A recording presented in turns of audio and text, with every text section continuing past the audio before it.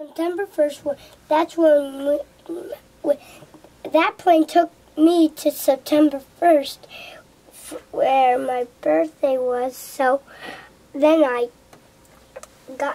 she picked me up to be her baby.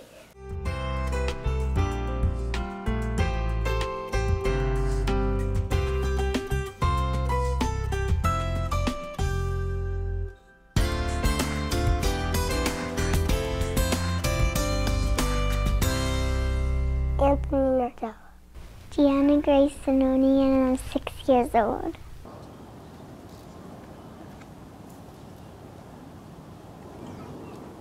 We did fertilization, in vitro. We tried a lot of things over the years. And then I realized that, it wasn't God's will for me not to be a mother, because I knew that there was something really, really, it was in me that I needed to have a child of my own. We tried to have kids first, obviously, and went through the process, and we weren't really searching at adoption that strongly at first, and we had thought about it and went through some of the other procedures and so forth, and figured that we finally figured, well, maybe we'll try it. Stogie. Here it comes. He doesn't look like a dog. No, he is a dog.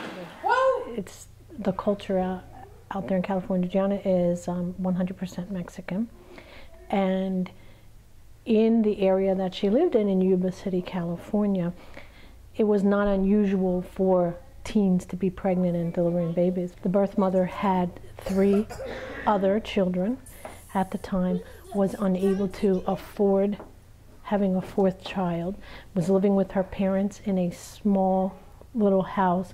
She was unemployed, the parents were unemployed, and it was just not a good situation. So we felt like we were able to save her from poverty. We used to love to go to Disney. I don't know why, because it was more torture than anything else, seeing all these people with their kids.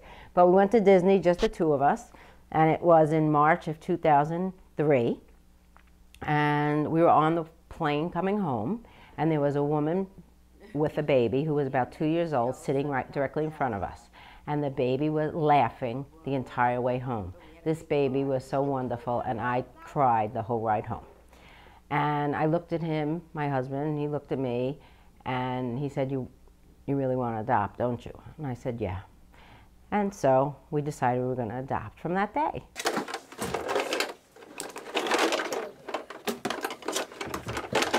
You got into trouble again. It was almost like you were dating, in a way, because you were trying to get these girls to like you, and you're asking them to give you their baby. And so you try to put your best foot forward, and you don't want to say the wrong thing, you don't want to be in the wrong place. Like one time we were out, I don't know if we were at a party or what, and if they'd call, I'd go run to a quiet spot. Because you want everything to be just right. And if you're cooking, you drop everything, and One time I was in work and I got a call, and I actually, my boss knew what I was, what was going on, of course. I ran into the stockroom and stayed there for 45 minutes, talking to the birth mother would ultimately be the one. What happens in their socially in their neighborhoods and what have you, that the fathers will go and file paperwork in the event the children come back one day and say, what's this about? And they'll say, oh, I filed the paperwork, but these people had more money than I did, so therefore they won and I didn't win, and things like that. But to us, it was a nightmare until 13 months later when the adoption actually finally took place. Put myself in. Just press A. And then what? No, press B. This is her family, that is her brother. And once my son said, oh, but I was in mommy's tummy and you weren't, and I was like, how do I answer that? And the answer I came up with was, she was first in my heart, but he was the first in my tummy. So that's how, because she was here first, and then 9 months later, He was here too, so we had 2 babies. It was February 14th of 2005 when I got a call from Rhonda. If I didn't hear from her for a week, I would just be devastated. If I called her and there was no answer, my heart would just sink and I'd cry and I'd tell Anthony, and he was stressed beyond, because he knew how hard this was. It was really just so scary. It's scary. It's really scary. So it's but you know what? It's really a blessing, and she knows she's adopted. We showed her pictures of her birth mother. I currently correspond with the birth mother about 2 times a year, usually around her birthday and around the holidays, and I send pictures and answer and tell her what she's doing. She's dancing now. This is how well she's doing in school. Because I can't imagine what it would be like not knowing what happened to this child. We headed down to Arkansas, or down and over. So, hello, sweetie. I'm telling the story about when you were born. You want to come and listen? Huh? Is that okay? Yeah. Okay, come. Just watch the wire. Watch the wire. Good job. So, like I said, we got this call that the baby in the belly was coming. So, Grandma, Sammy, Daddy, and Mommy, and a car full of presents were heading over to Arkansas. So we drove and we drove and we drove. We got to an Embassy Suites in Arkansas, the beautiful hotel that we stayed at, and we brought in the bassinet and unpacked and everything. And then we went to, and then that morning, Grandma stayed home with Sammy, and Daddy and I went to the hospital, and at 11 a.m. on September 1st, a little chime rang. And that was the sound of an angel being born. And his name was who? Anthony. Yep. Ladies and gentlemen, welcome Anthony Joseph Nardella to the world. Hi, Anthony. He's looking at you. Hi, buddy. Someone's looking at Daddy. Anthony, you looking at Daddy? Hey. Hi, Anthony and Anthony. That's your baby.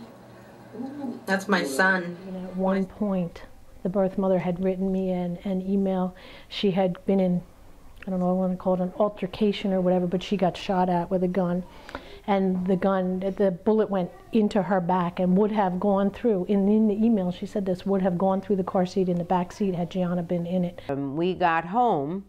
I mean, I knew that my sister and a few people might be here, but when I got home, there were about 40, 50 people here, all excited, and there was a welcome baby on the lawn, and it's a boy on the lawn, and people everywhere. Family from all over New York and New Jersey had come here to welcome Anthony. And it was just, it was really a fairy tale. Well, tell us more about your mom.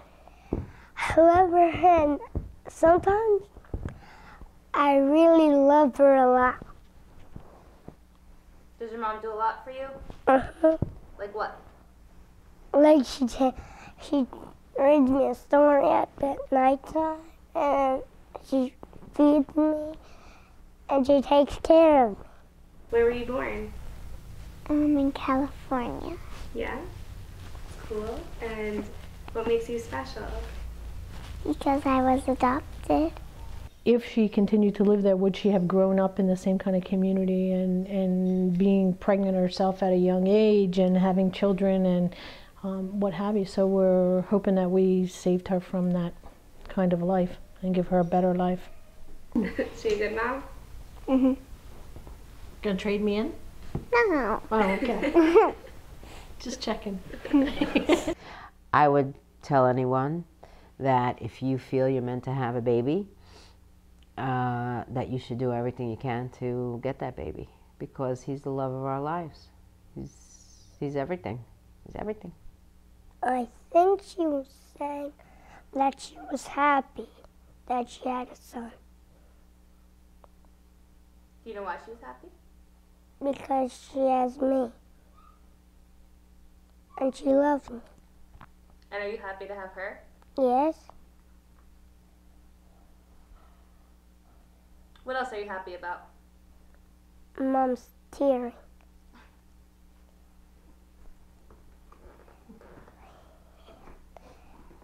So what do you want to say to your mom and your dad? I want to say I love them both a lot. And I love my family both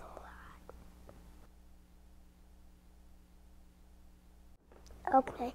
Is this over now?